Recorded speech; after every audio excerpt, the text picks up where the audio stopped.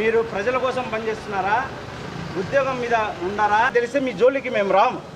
మీరు మెడలో పార్టీ కండువా వేసుకోకుండా పనులన్నీ పార్టీ కండువా పనులు వేస్తున్నారు. అదేదో చేసే పనులన్నీ కండువా పనులు చేసి కొంచెం అట్లా తీసుకోండి. వెహికల్ అటు పక్క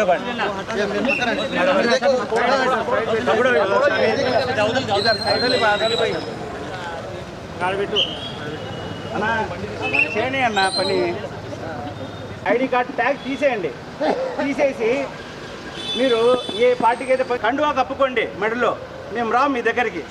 మీరు చేసేది మా అరే ఇదేమి కడప, ఇదేమి కడప, ప్రజా సమస్యల అర్జీలను పాడేకడుతున్న కమిషనర్, ప్రజా సమస్యల అర్జీలను పాడేకడుతున్న కమిషనర్, ప్రజా సమస్యల అర్జీలను పాడేకడుతున్న కమిషనర్. ఇదేమి కడప, అరే ఇదేమి కడప. ఆంధ్ర రాష్ట్రంలో గుంతలు చూడాలంటే కడపకు రావాలా. ఆంధ్ర రాష్ట్రంలో ఇదేమి కడప, అరే ఇదే నా కమిషనర్, ప్రజా సమస్యల అర్జీలను పాడే కడుతున్న కమిషనర్. రావాలి రావాలి బయటికి రావాలి, కమిషనర్ బయటికి రావాలి, రావాలి రావాలి బయటికి రావాలి, రావాలి రావాలి బయటికి రావాలి. చనిపోతున్నారు డెంగ్యూ వ్యాధితో. పెళ్ళైనటువంటి 3 నెలల అతను పెళ్లి కొత్త జంట చనిపోయారు. దానికి మేము నిరసనగా ప్రకటిస్తున్నాం. లక్షలు డొనేషన్ కడతారంట. 3 నెలలు అయింది. నవవధువులు వాళ్ళని ఎవరు భరిస్తారు? మహానగర పాలక సంస్థ యొక్క అధీనంలో ఉందా, లేకపోతే ఇదేమన్నా మున్సిపాలిటీలోకి చేశారా? అన్న వస్తే పాడి కూడా కడప మహానగర పాలక సంస్థ ఎన్ని రోజులైంది? అప్పటి నుంచి అభివృద్ధి. ఒక్క నిమిషం అమ్మా. అరే ఇదేమి కడప, ఇదేమి కడప, అరే ఇదేమి కడప, ఇదేమి కడప, అరే ఇదేమి కడప, ఇదేమి కడప, అరే ఇదేమి కడప, ఇదేమి కడప, ప్రజా కడుతున్న కమిషనర్, ప్రజా సమస్యల అర్జీలను పాడేగడుతున్న కమిషనర్, ప్రజా సమస్యల అర్జీలను పాడేగడుతున్న కమిషనర్. బయట ఉన్నామన్నా, ఆఫీస్లో వెళ్ళలేదన్నా తెలుసు. కొంచెం సైడ్ అండి, సైడ్ అండి. ప్రజా సమస్యల అర్జీలను పాడేగడుతున్న కమిషనర్, ప్రజా సమస్యల అర్జీలను పాడేగడుతున్న కమిషనర్. దయచేసి వెనక్కి వెనక్కండి, దయచేసి వెనక్కండి, దయచేసి వెనక్కండి, దయచేసి వెనక్కండి. ఇది government office, government employers, public వాళ్ళ సమస్యల కోసము పోయే ఆఫీస్ ఇది. వాళ్ళందరికీ మీరు అడ్డుగా ఉండి ఇబ్బంది పెట్టడం కరెక్ట్ కాదు. దయచేసి మీరు రిప్రజెంటేషన్ తీసుకెళ్ళి 4 వెళ్ళి ఇవ్వండి. లోపలికి వెళ్ళలేదు. చేసుకోండి.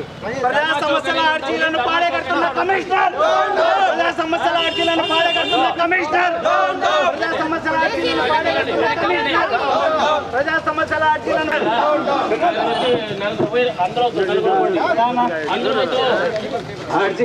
ఎన్ని అర్జీలు ఇచ్చినా పాడేగడుతున్నా, అందుకే పాడుతూనే వచ్చినాము. ఇప్పుడు ఇచ్చే అర్జీని కూడా పాడే కడతామని పాడి తెచ్చినామన్నా. ఒకటి పాడే కట్టినామన్నా.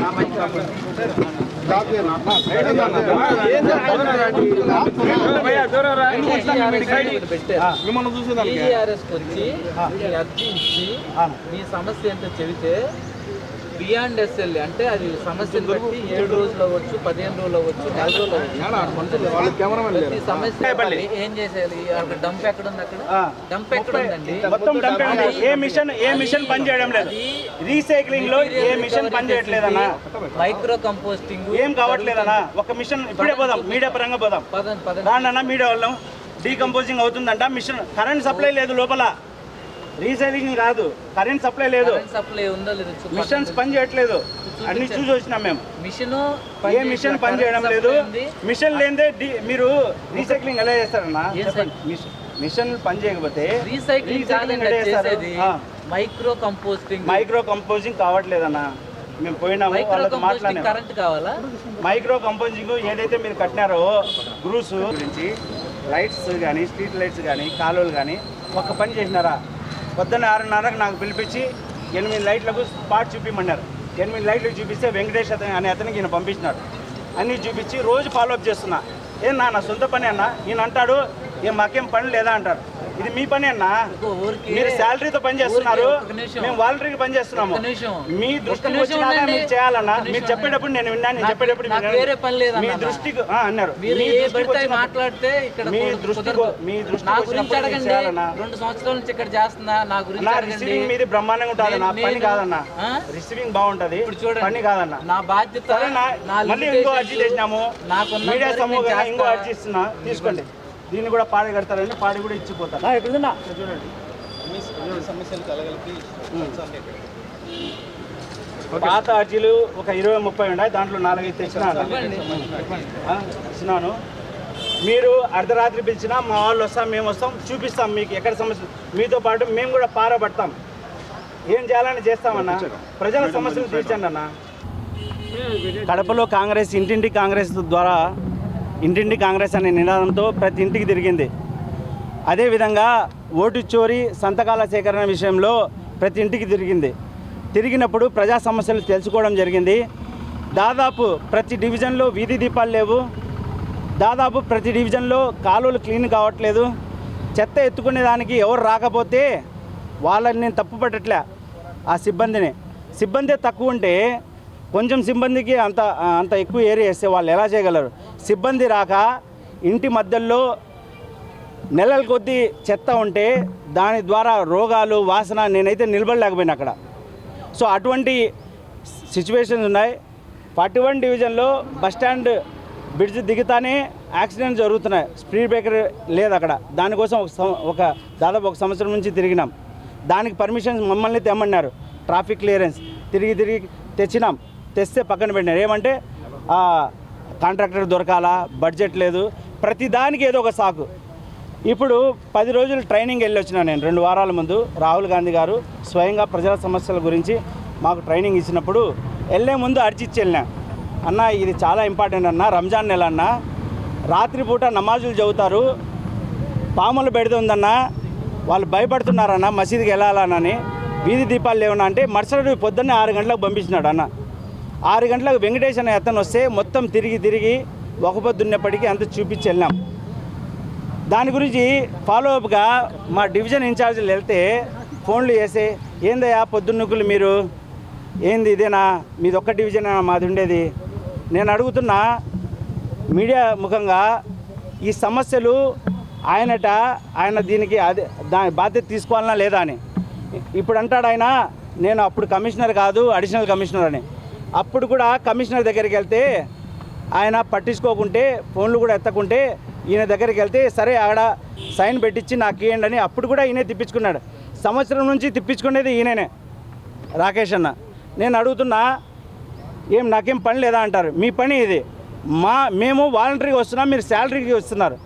మీరు చేయాల్సిన పని మీరు స్వతహాగా చేసుకుంటే మేము వచ్చి ఎందుకు అడుగుతాం మిమ్మల్ని? మేము మిమ్మల్ని అడిగే అవసరం ఏముంది? మీరు చేయలేదు కాబట్టి మేము అడగాల్సి వచ్చింది. ఆడికి ఒక ఎమర్జెన్సీ లైట్ అవసరం ఉంటే వీధి దీపము యాప్ ద్వారా నా ఫజలుల్లా అనే అతను ఫోన్లో చేస్తే క్లోజ్డ్ అని క్లోజ్ చేసినారు. ఒక లైట్ కూడా వెలిగిలే, ఒక్క పని చేయడంలే. ఏమనంటే చేస్తాం. రిసీవింగ్ చాలా బాగుంటుంది, చాలా సాఫ్ట్గా ఉంటుంది, పని మాత్రం శూన్యం. మేము అర్జీలు ఇవ్వడము సంపి పాడగట్టడం, సంవత్సరం నుంచి చూస్తున్నాం. అందుకనే ఆ పాడి మేమే తెచ్చినాం, ఒక అర్జీ తీసుకొని దీన్ని కూడా సంపి పాడగట్టని. అది అర్జీల పాడేది. ఏందయ్యా ఇది?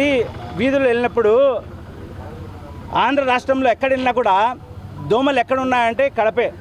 దోమల ఫ్యాక్టరీ ఇది కడప. అన్ని దోమలకు మీరు మందు కొట్టట్లేదు, కాలువలు క్లీన్ చేయట్లేదు. ఏమనంటే ఆ సమయానికి ఆ రోజు క్లీన్ చేస్తారు, మళ్ళీ అదే మామూలు అవుతుంది. ఈరోజు ఏదైతే ఇంతవరకు దాదాపు సంవత్సరం నుంచి అర్జీలు ఇచ్చినామో దాని గురించి క్లుప్తంగా రాసి ఈ అర్జీలు ఇచ్చినాం మేము. దాని మీద పని చేయమని ఇవ్వడం జరిగింది. ఆయన 20వ తేదీ వరకు టైం తీసుకున్నాడు. 20వ తేదీ వరకు నేను మిమ్మల్ని పిలిపిస్తాను, మీరు ఎలా వస్తారో రాండి అన్నాడు. ఒకవేళ ఆయన పిలిపిస్తే మేము సానుకూలంగా వెళ్ళి కూర్చుంటాం. ఆయన ప్రజా సమస్యలు తీరిస్తే అది చాలు మాకు. ఒకవేళ తీర్చకపోతే ఇప్పుడు ఇచ్చిన అర్జీని కూడా పాడే కడితే ఈ పాడే ఆయనకే ఇచ్చి వెళ్తాం, తీసుకోండి అన్న అని. ఇది పరిస్థితి. ఈరోజు మేము వచ్చి ఇంత ధర్నా చేసినా కూడా అంతంత స్పందనే ఉంది. ఇంకా వేచి చూద్దాం. 20వ తేదీ తర్వాత మళ్ళీ నేను ముందుకు వస్తాను. కాంగ్రెస్ పార్టీ పేదల పార్టీ, మధ్యతరగతి వాళ్ళ పార్టీ, బలహీనుల పార్టీ, ఎస్సీ ఎస్టీల పార్టీ, ముస్లిం క్రిస్టియన్ మైనార్టీల పార్టీ. ఇది వీటి కోసం పనిచేస్తుంది. ఈ బీజేపీ, ఎన్డీఏ కూటమి, వైసీపీ, టీడీపీ వీళ్ళంతా ఏంద్రా అంటే బడాబాబుల పార్టీ. ఈ సందర్భంలో ఇంకొక విషయం కూడా అడగడం జరిగింది. ఎలాగైతే మోడీ గారు దేశ ఆస్తులను, పబ్లిక్ ప్రాపర్టీలను లారీల కాడ నుంచి, ఎయిర్పోర్ట్ల కాడ నుంచి, షిప్ కార్గోల కాడ నుంచి అదానికి అమ్ముతున్నారో అదేవిధంగా ఇక్కడ ఉండే లోకల్ ఎమ్మెల్యే గారు, టీడీపీ ప్రభుత్వం ఉంది, కూటమి ప్రభుత్వం ఉంది. ఇక్కడ కూడా ఒక పెద్ద కుట్ర జరిగింది. అది కాంగ్రెస్ వల్లనే ఆగింది. ఆ కుట్ర ఏంటంటే నేకనాం కళాక్షేత్రం అమ్మాలని చూసినారు, బీసీ భవన్ అమ్మాలని చూసినారు, రిమ్స్ అమ్మాలని చూసినారు. కాబట్టి కాంగ్రెస్ పార్టీ వల్లనే ఇవన్నీ ఆగినాయి. కాంగ్రెస్ పార్టీ ప్రజల కోసం పోరాడుతూనే ఉంటుంది.